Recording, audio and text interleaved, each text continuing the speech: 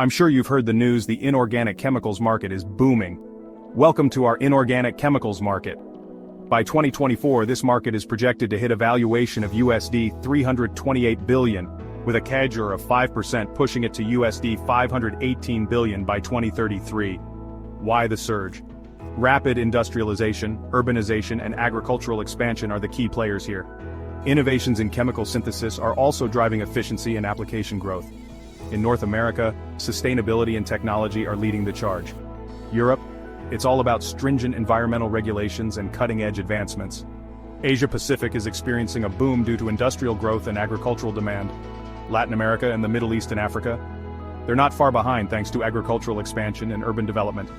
Major players are investing heavily in R&D to stay ahead. The competition is fierce, but that's driving innovation like never before. The forecast? A robust growth trajectory fueled by industrial and technological advancements.